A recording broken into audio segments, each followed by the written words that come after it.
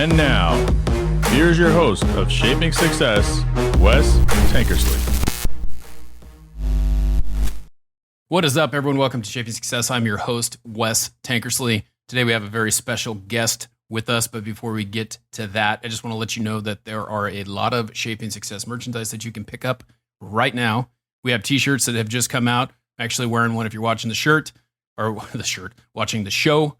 We've got those coming out. I've got some Shaping Success hats that have my beautiful hair and that logo, and a bunch of stickers. So if you're interested in those, DM me on whatever social media platform you follow, and let's get you some of that stuff. That's a great way to help support the show. But it is also free to just subscribe, rate, and review. So I would really appreciate your help.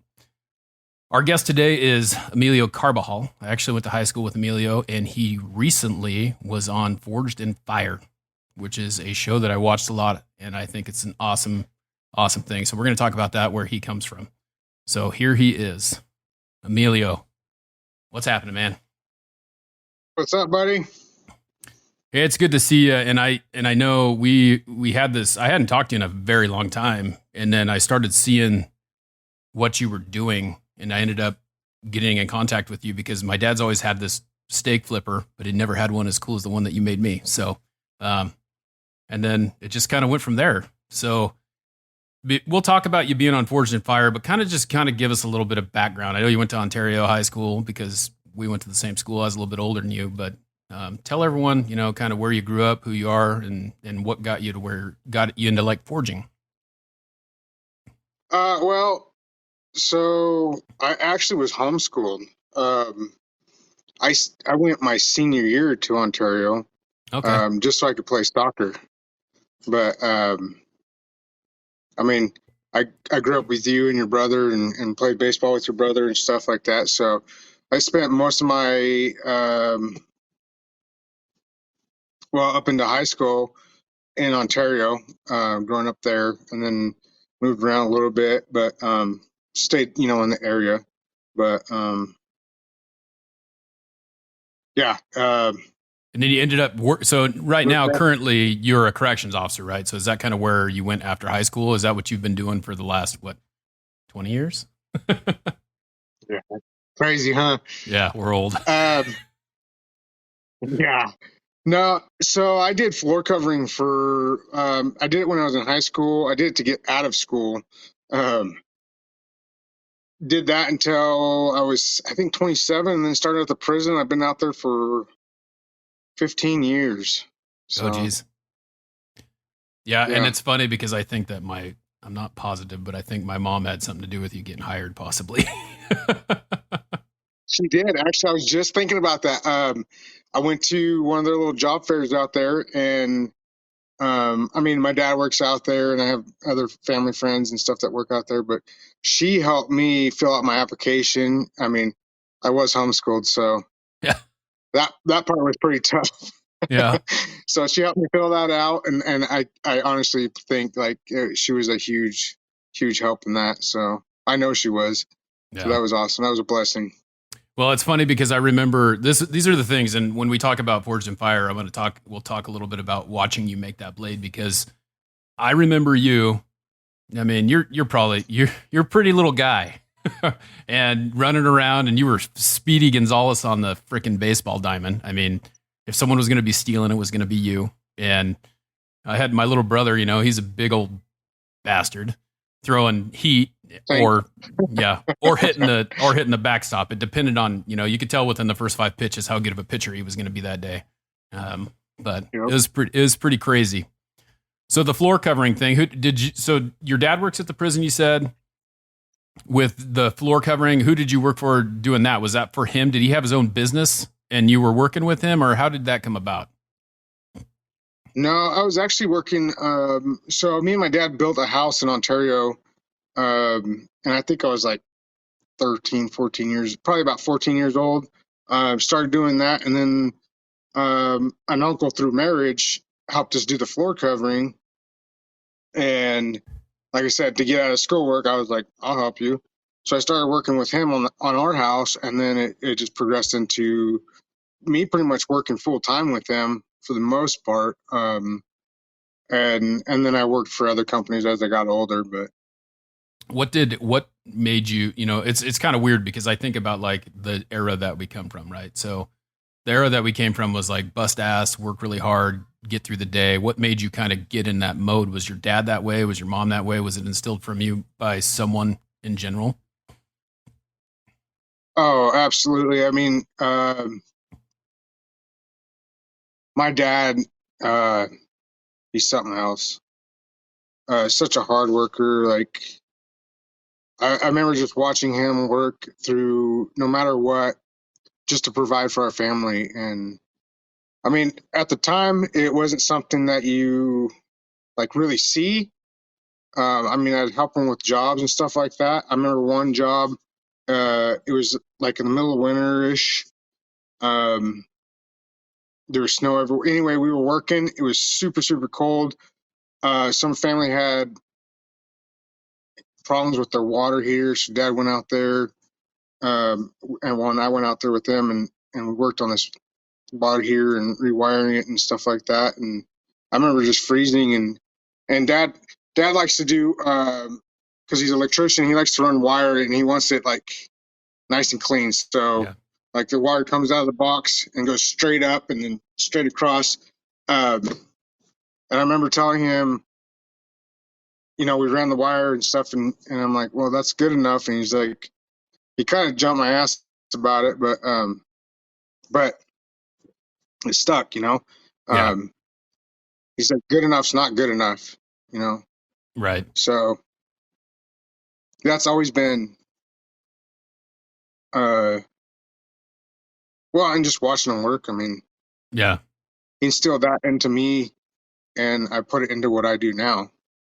And you do a lot of stuff. I mean, forging is just one thing that you've took up. It kind of started out as a hobby, right? I mean, every time I see a video of you, you're working on a truck, you're building shelves, you're building your shop, you're doing something. And I know when I first started talking to you about it, there was a lot of things that you were talking to me about because someday I want to kind of do the same thing because I think it's super cool. And after I started talking to you about it a little bit, I found Forge and Fire and I'm like, shit, this is cool. And this is what you're doing.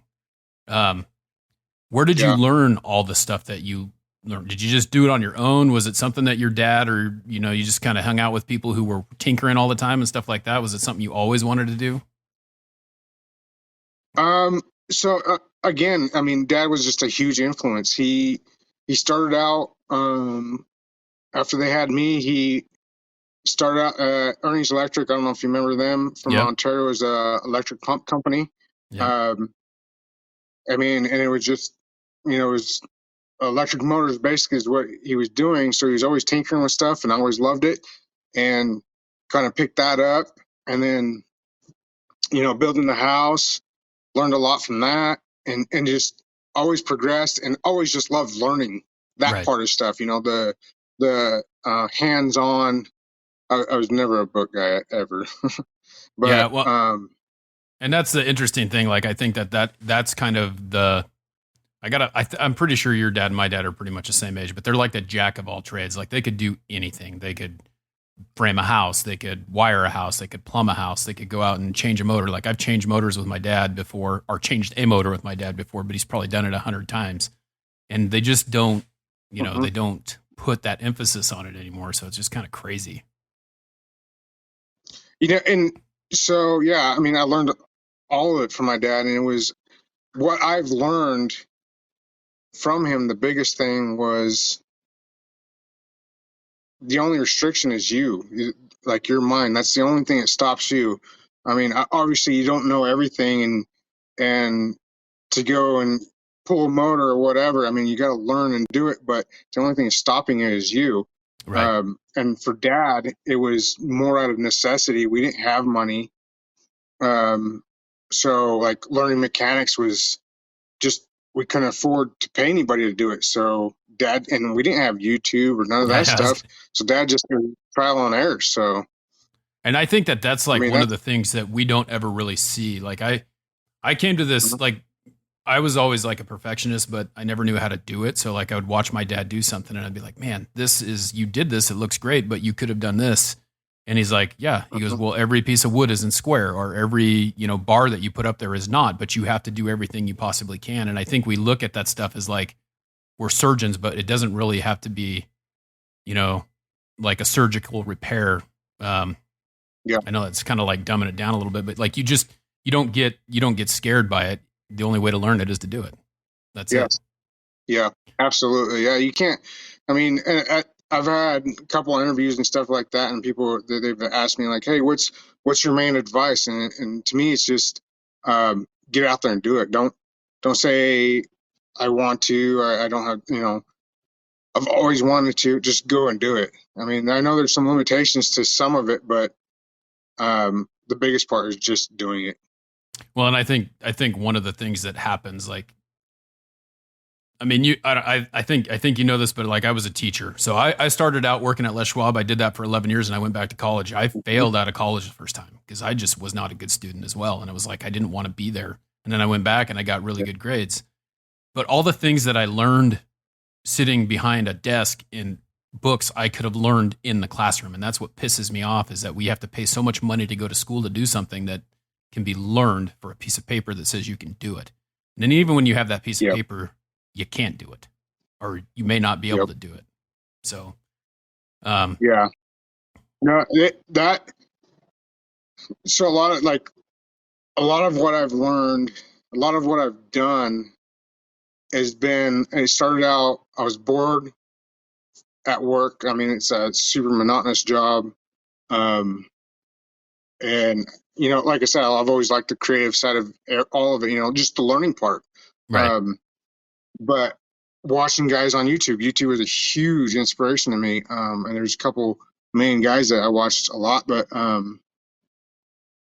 at a point it got to where I was like, well, why can't I do that? They're doing it and they're the ones learning too. They're showing me them learning.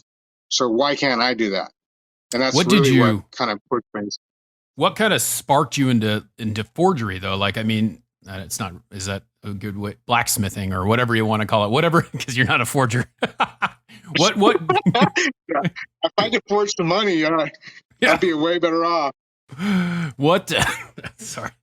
What got you into that? What kind of, did you see someone making a knife or something? Did you just picked up blacksmith? You saw some metal and you wanted to pound some metal out, or what happened? How'd you get into that? No, so it was, I knew wood. I've done wood. I've built houses. I've, done flooring. So it's something I was familiar with. A friend of mine gave me a tool, a wood lathe, which is crazy because it sat out in the weather uncovered for like 5 years. And I like to duck hunt, and we were talking one day and I was like, I want to make a duck call. And he's like, well, I got a wood lathe. I'm like, well, that's what I need. He said, come get it. It's been sitting out there. So anyway, I started doing that. And what really led into the metal work was the tools for the lathe is basically a chisel. They call them a gouge.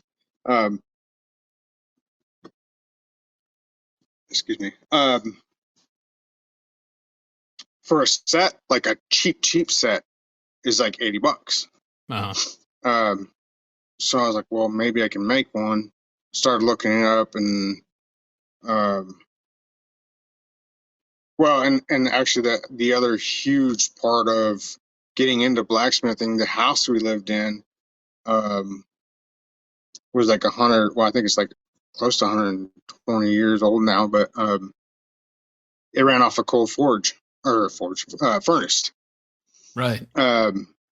So there was like a truckload of coal down in the basement. Uh-huh. So I'm watching these guys do this stuff, and I'm like, well, wait a minute, I got a bunch of that down in the basement.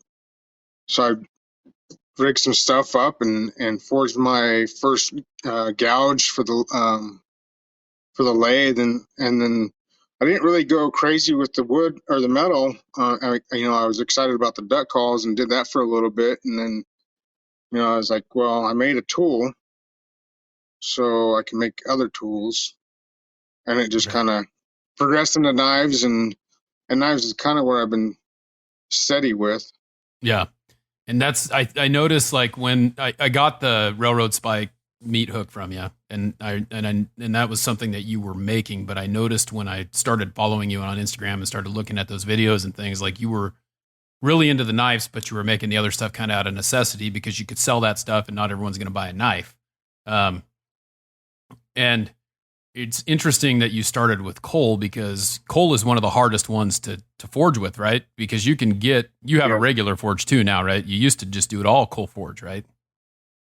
Yeah. Yeah. It was, that's all. I mean, I was actually blessed.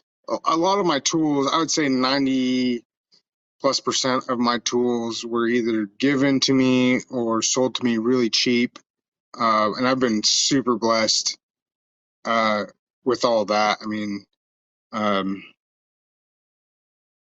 couldn't do I look back at the stuff I made before and I'm like, holy cow, that's terrible. But back then I had an angle grinder. That's all I started with. That was my first tool, and I did that for probably about a year. Yeah.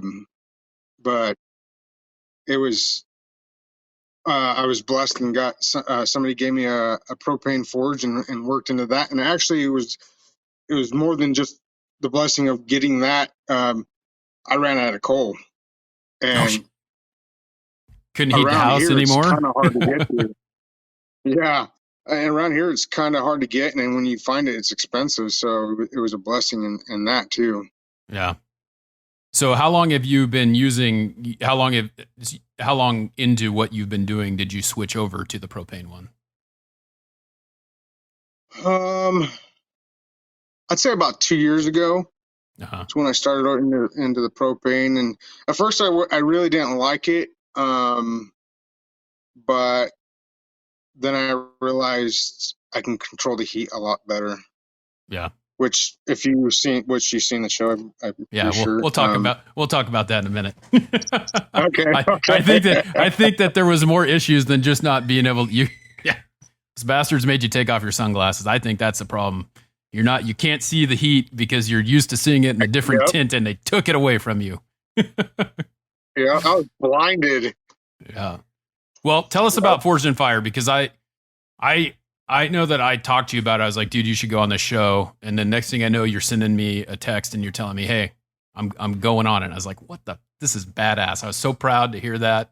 It was super cool. What was the process? How'd you get on there?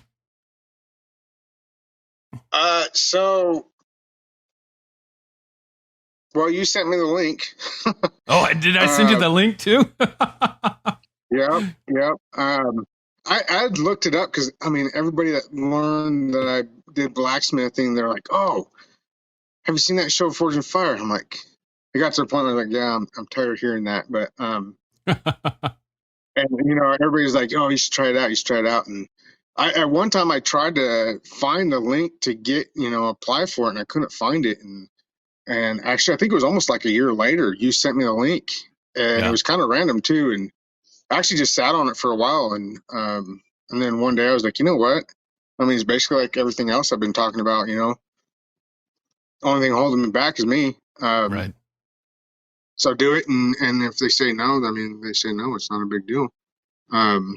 Filled out the application, sent it in, and within a week they were contacting me. I did like 5 interviews, and then I didn't hear from them for like 3 months, 4 months. I can't remember. Uh-huh. And then all of a sudden they started contacting me again. And I was like, well, maybe I have a chance at this. And they showed up at your house. You were telling me like they came to come film. What was that, like a impromptu like interview or something to see what you could do or what you were doing with what you were doing? What's funny is they were not transparent about anything. They said, don't talk about how we do stuff, and don't talk to the judges. But so I don't know how much I can really say, but they did come here. So they changed up their format of filming. I think because of COVID and time. I talked to one guy and he said it took them a little over a year to produce his episode, and it took 5 months to produce the one I was on. So I think time was really a thing. They really pushed it. So was it kind of like they were planning on doing it at your place, but then ended up doing it in a different place, basically? Yeah. Yeah. Okay. Okay. Yeah. And I mean, they showed up. I forged a knife. It was never episode or put on the air, but yeah, we forged here for 4 days, I think. And then I think 4 days later, I flew to Connecticut. It did. So it's interesting, and I'm going to tell you this because there's one thing that I did. There's a couple things we'll talk about when you were on Forge and Fire because it was super cool. I mean, you told me you're doing it. I was trying for a week to figure out how the hell I was going to watch the damn thing because couldn't watch it live because I don't have regular TV. You know, it's all streaming or whatever. And I was like, Me neither. I finally was like, screw it. I just purchased the season on Amazon. I was like, I'm just going to do this because I want to see this when it comes out. So the night it's supposed to show up and get on there, I go and click on it. It's like, you can't watch this for 24 hours. I was like, you son of a bitch. I want to watch it now. So that's when I texted. I'm like, don't tell me. I want to figure it out on my own. Yeah. But when you walked out, those other two people, how do I say this without being a dick? Those other two people said they were blacksmiths or whatever the hell they said they were, and you said, I'm a correctionals officer. I want you to know something. You need to own that you are whatever that title is. What do you call it? Are you a blacksmith? What do they call it? You're a blacksmith. You're a bladesmith. You are that. Bladesmith, blacksmith, yeah. Yep. You need to own that, and whatever your titles are, wherever, you need to change that because you are. Well, and I have a hard time with that because, I mean, I don't know. I mean, I guess you're saying like a piece of paper, does it make you that? But yeah, it's weird for me to say that because I don't know what I'm doing. I just do it. You know, Yeah, I learn from the internet and go out and do it, and so it's one of those like, can I really put a label on myself as far as that? But that's the stuff I do. I do bladesmithing and blacksmithing. So yeah. And I think the big thing, it's funny to see how, it's not funny, it's cool to see how far you've come because the conversation I had with you year and a half ago, you were like, yeah, you know, I was talking to you about doing some stuff on video and doing this and doing that. And then I started noticing like all of a sudden you're popping up more videos. So you got a little more courage and you started posting some of the stuff you're doing. That pizza cutter I've been watching you post that thing. That's pretty damn dope. It's a pretty cool little tool. Oh, there it is. And look how damn shiny that is. Before that, it's freaking, oh my gosh, mirrored finish.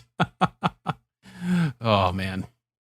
That's cool though. That's something that you've built a couple things for me. I got a shovel downstairs. I've got for my coals. And then you also made some brands for us that we use to brand shit. It's really cool. I want to get into it someday, but I got to get a shop first. And I don't have one in this stupid rental. Use your barbecue. I could. Yeah. Yeah, you're right. I probably could, huh? So you rolled in there and you pulled out and you said that. So again, I'm going to tell you right now, you need to label yourself correctly because there was 3 people on that panel and only one of them produced a knife. That is my true perception of this whole situation. And unfortunately, yours broke. But it was the only one that looked like a damn knife. That was a knife, in my opinion. Yep. So you came out and it was funny because you had your sunglasses off, and every time I ever see you, got sunglasses on. So I know that wearing sunglasses throughout the day, or like if you're wearing those all the time, it's something that your eyes adjust to. They learn how to work that way. You're out in the middle of the sun. You got those sunglasses off. And I want to say that was probably part of the reason why the first one got too hot.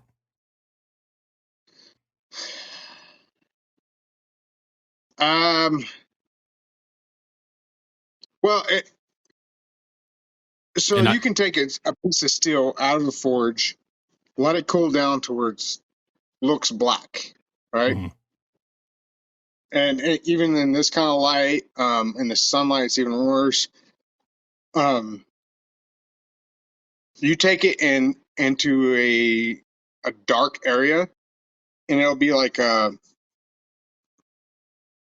dark red. Still glowing. There's still heat in it. Yeah.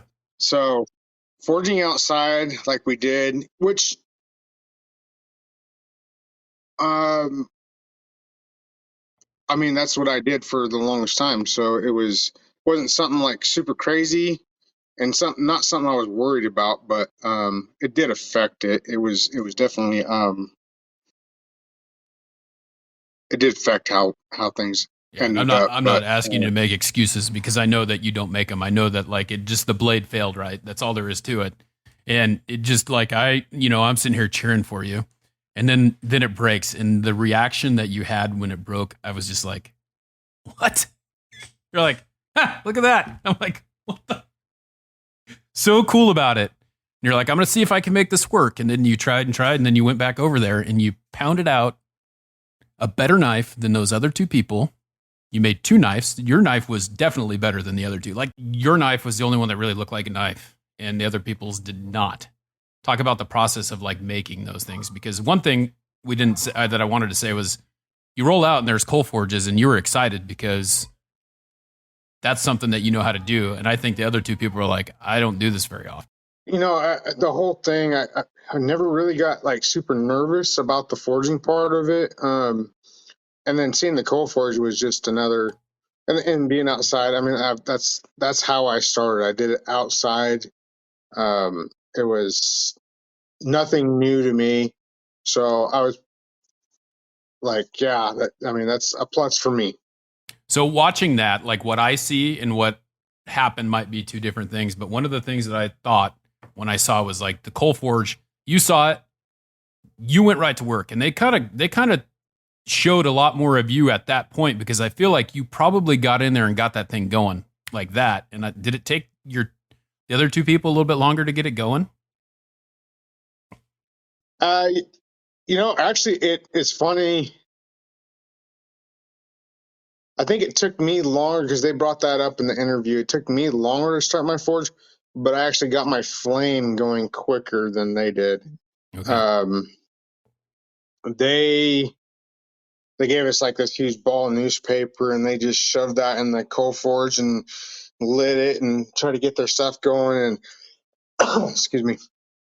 And they fought it and fought it. It took me a little bit, but I mean, I tore my stuff down, and I've done it.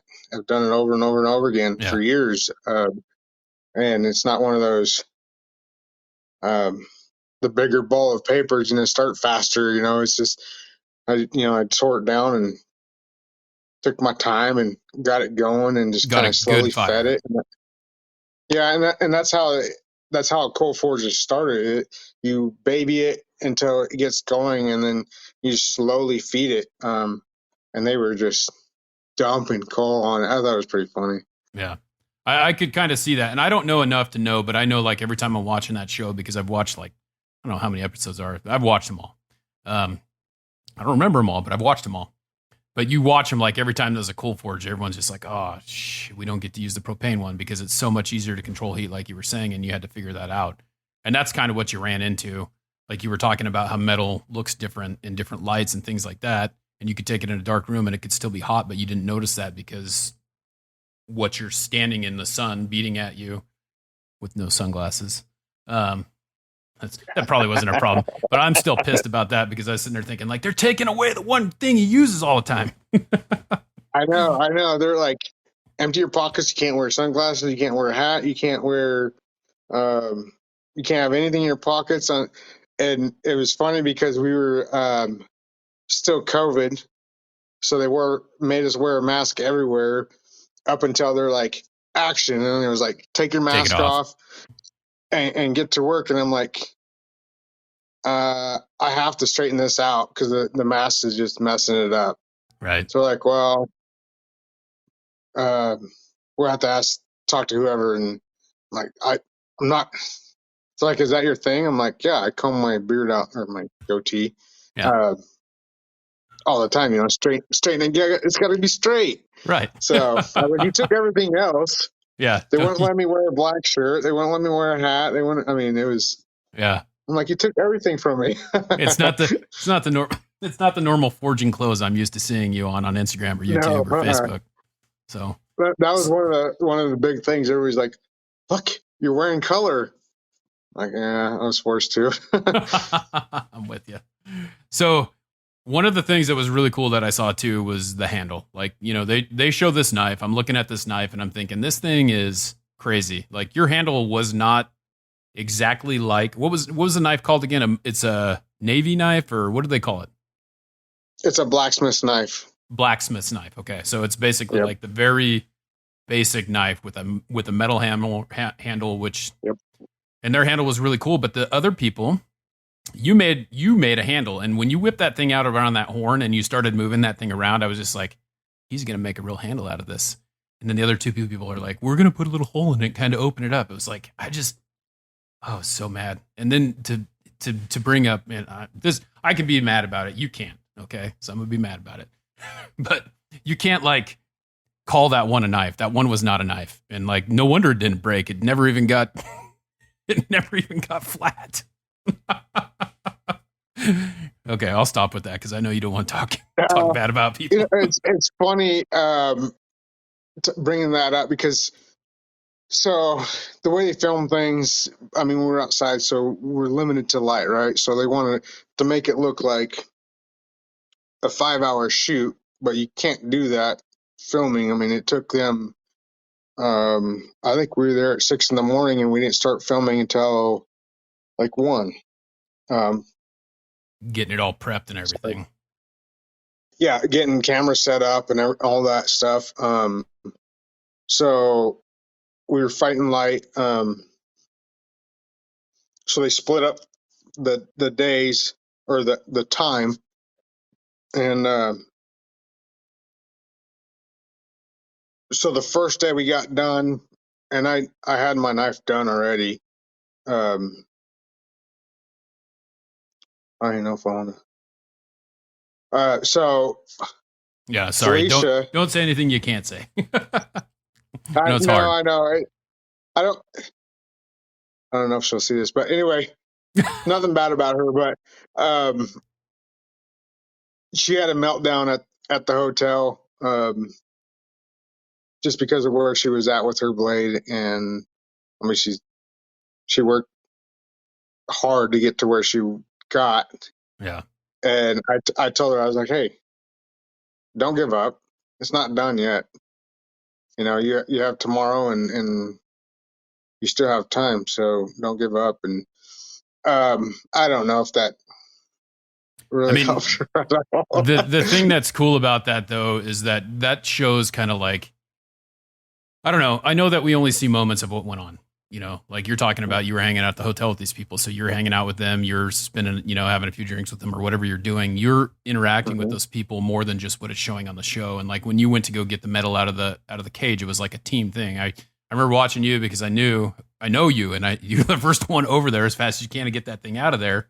And then you start pounding out the metal, and like those guys are like, Emilio's a beast. And I was like, yeah, because you got to see, like I've somewhat seen like the videos of the things that you've been doing and where you've been doing it, and you have to be because you don't have all those tools that everyone else has. I was really excited because I thought you were going to get to go in and use, the hammer and the big blue, but you didn't get a chance because it would have been like, oh, this is so nice, this is easy, and then you would have won your $10,000 and went and bought your own. I think about that. Well, and I mean, it was just exciting to be there. It was, I didn't know what to expect getting there. I thought we were going to have something, but like I said, it's stuff I've done for years, right? Not years, but I mean, like so using a grinder, like you were talking about, this to polish your blade, to sharpen your blade, to get it to where it looked like a knife. I mean, that was something that you knew how to do, and that's why I was kind of excited to see that, because I knew that you were going to be fine, other than the damn thing cracking. Yeah, so to touch on that, I mean, you don't see it in the video or the show, but I see how I can put this really quickly. So I still had 30 minutes the first day of filming, right? Uh-huh. I was standing there watching them work. I had 30 minutes left. And I mean, my blade is what you've seen. It was done. Yeah, it was done. Other than the quench and grinding in the bevel. So I was sitting there and I'm like, I'm good. I'm just leave it like this. I was cramping up, which I'm actually surprised they didn't put any of that. I cramped up bad right at the end. Oh Like I yeah. couldn't even move my arm. But sitting there, I'm like, am I going to regret? This is funny. Am I going to regret not taking these last 30 minutes and using them to get ahead, or whatever? And I was thinking to myself, you know what? I'd rather use them and then later, which I do, Yeah. regret. So my cold forge was already out. It was cold. It didn't take me long to get it started back up, but I started it back up and heated my blade up and threw it in the quench, which is the hardening process. Right. In those 30 minutes, I think I had like 2 minutes left after I quenched it. And that was my downfall. So you didn't have it quenched before and you went back and quenched it, or you did a second quench? No, so I was done forging it, 30 minutes to our time limit. Then I went and heated it back up and quenched it, the first quench, or the only quench. Okay. You didn't have time. You thought you didn't have time to do the quench. So you originally decided you were going to do it. Then you went back and did it. Yeah. So my thinking was I'll quench it. And then the next day, or, what was the next day, but in the show, it doesn't show that. But then I can just focus on profile sharpening and that's it. Right. Right. Well, I missed a very, very $10,000 worth part. Yeah. After you forge anything out, there's a lot of stress in the metal, and there's what they call either a thermal cycle or normalizing, which basically you bring it up to a critical temperature, which is non-magnetic, and then you let it cool down on its own. And you can actually see in the video or the episode, my grain structure is huge. It looked like salt grains, and they should look like flour, super fine, super super tiny. Yeah. So me trying to rush or take advantage of the 30 minutes got me distracted from what I should have been doing. Yeah. Which is normalize or thermal cycle the blade. And that's where the cracks came from, is there was so much stress in the blade. Which I'm kind of surprised it didn't warp or crack. I didn't see the crack. The cracks happened after the temper, but that just shows that there was that much stress in it. But well, I'm going to tell you, that's what happened. Yeah, it doesn't matter. Like I was bummed that you didn't get to move on, but I was also so proud. I mean, and I'm no one, but I was proud to see you. It's cool to know that you got on there. It's cool that you went and did it, because I know that sometimes you're your worst critic. I mean, you're like, why would I do that? It's not going to make any sense, but you took the chance and you did it. And I know in my heart that you're going to be back on there. I have this feeling you're going to be getting that call. Hey, we need to come back. You're going to try again because you didn't get a fair shot the first time. Like, the ones that they have where they call 3 back and they're like, all right, here's your chance to prove yourself. You'll be there, because I just watched, like I was watching you forge. It's just crazy. Like, you've done it for so long. You've gotten so good at it. And the other people it doesn't always work out the way you want it to, but there's a reason for it. I know there is. No, so there absolutely is. There's I don't know. And I don't stress over it. I don't fret over it. I mean, what happened for a reason. And I mean, it was a cool opportunity, and there was no reason to be upset with what happened. I mean, I did a lot in the time I had, and I honestly, I didn't think I could ever do that. I've never put myself in that position to, force myself to see if I could smash out 2 blades in 3 hours, 3.5 hours. How long did it take you to make the second one? I think an hour. An hour. And the first one was 2 hours, and then the second one was an hour. With a handle. Like your first one, you never even got to putting a handle on it, right? Mm-mm. Yeah. No. You were in not panic mode, but you were like in super speed mode or whatever, man. It was awesome. Yeah, I'm actually surprised. I never really, really panicked. I tried to do the one thing I did with forge welding, the handle on, and I knew the judges would love that, and I knew it'd be good TV. But also knew I couldn't get it done. I was going to ask, okay. So I was going to ask you about that too, because like, it seemed like, I felt like you did it, like you tried to do it, but I felt like you kind of gave up on it early. Like, did you just think it wasn't going to work and you're just like, screw this, I'm going to move on? I knew it wasn't going to work. I mean, it could have worked. It should have worked. With the cold forge, you can get it hot enough to do a forge weld. The problems with what I was dealing with is such a thin piece of metal. It's super, super easy to burn that up really quick. Mm-hmm. But the major issue I was fighting was the 2 pieces, how long they were on the anvil, and then having them both in the forge, which the forge that we had was a farrier forge. It's designed for wider horseshoes. Horseshoes, yeah. Yeah. Actually, I was actually fighting it when I was trying to quench my blade. My blade was too long for the forge. But anyway, I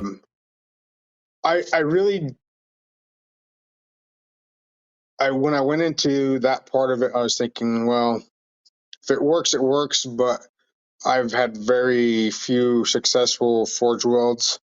But I knew going into the whole thing, I was like, I have to, if I don't win, I have to be entertaining. Right.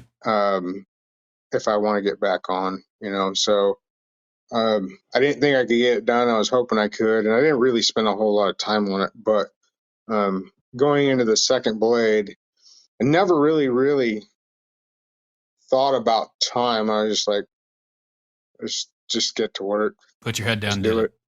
Yeah. Yeah.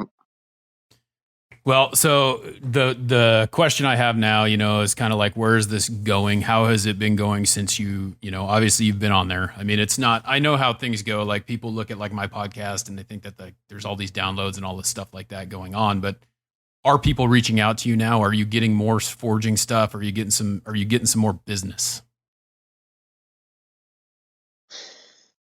That's funny.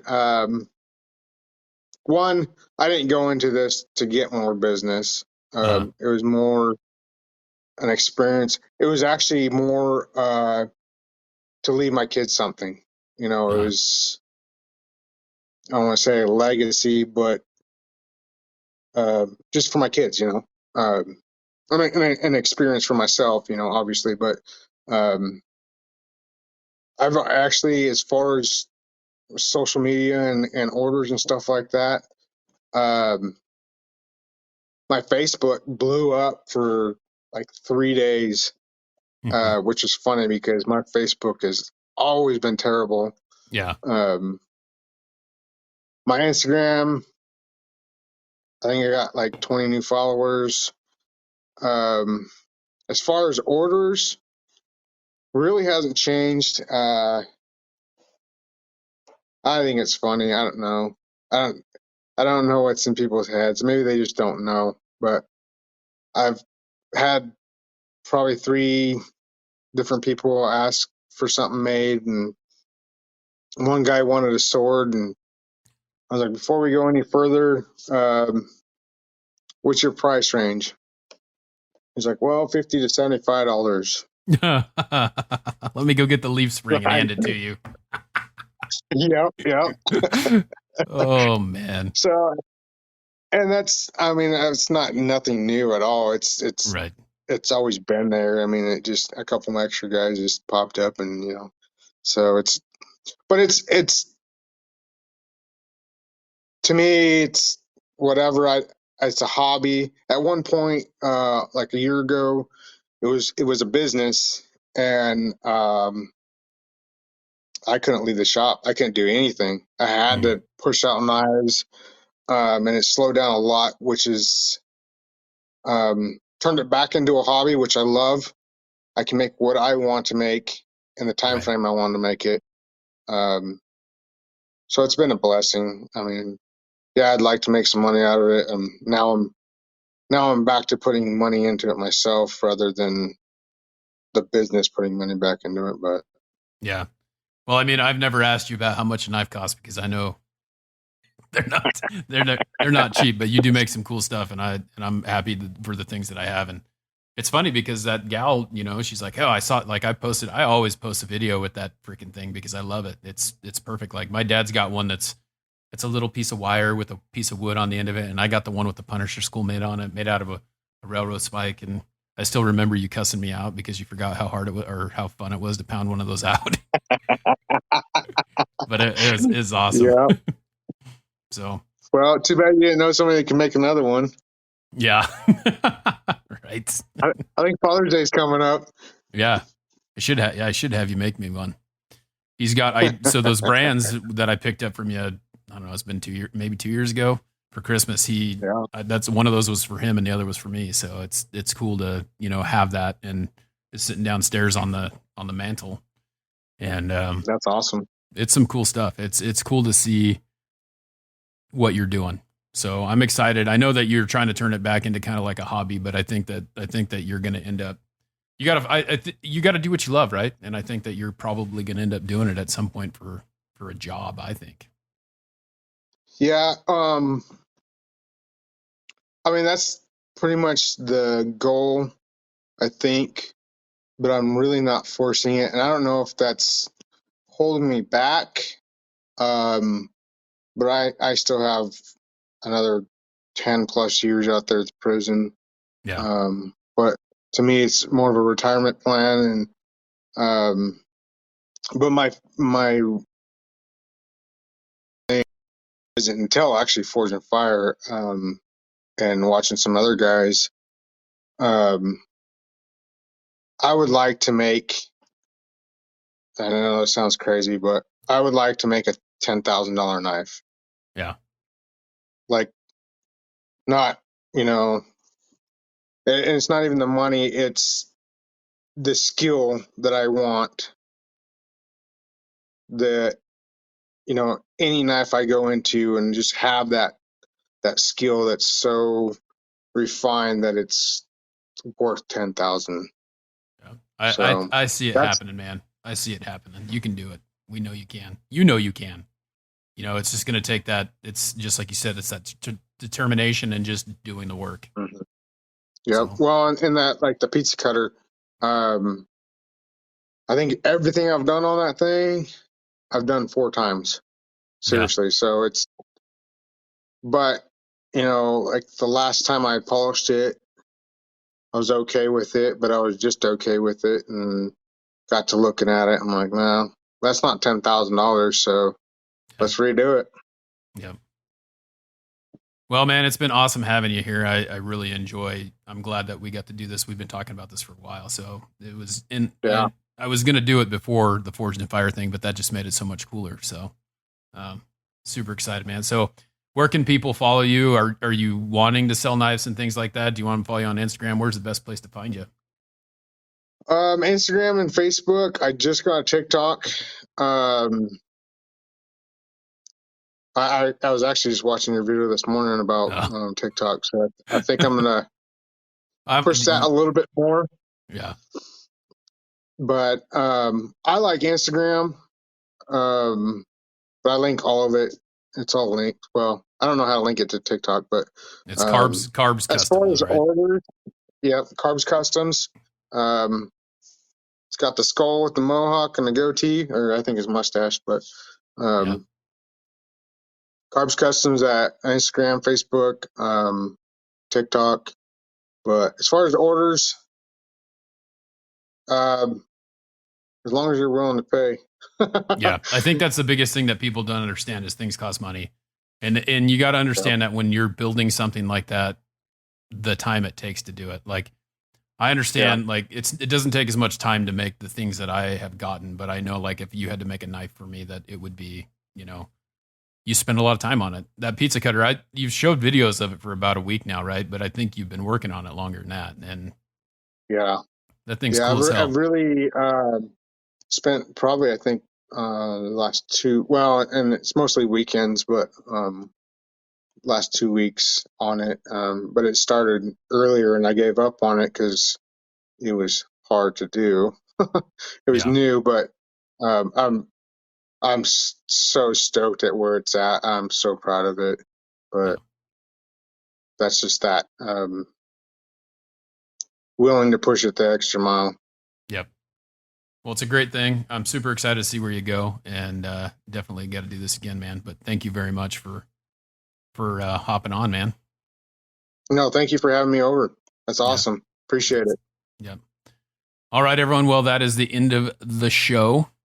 Until next time, I challenge you to find the shape of your success.